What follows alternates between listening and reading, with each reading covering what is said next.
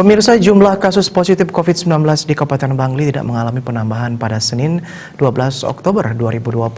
Sementara pasien sembuh bertambah 2 orang, kondisi seperti ini harus tetap dipertahankan dengan selalu mengingat pesan ibu, yakni wajib menggunakan masker, wajib mencuci tangan dengan sabun dan air mengalir, dan juga wajib menjaga jarak.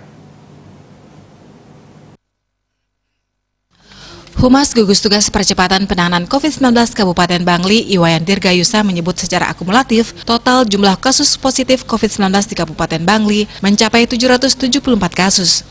Dari jumlah itu yang masih dirawat yakni 31 orang. Sementara yang sembuh totalnya berjumlah 715 orang.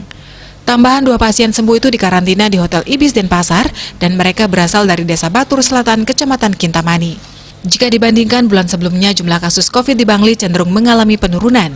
Pada bulan Agustus, jumlah kasus mencapai 203 kasus, kemudian di bulan September 182 kasus, sedangkan di bulan Oktober hingga tanggal 12 ini jumlah kasus di bawah 40. Diharapkan tidak ada lagi penambahan kasus dan klaster baru yang muncul di bulan Oktober. Dengan demikian, situasi COVID di Kabupaten Bangli bisa dianggap terkendali.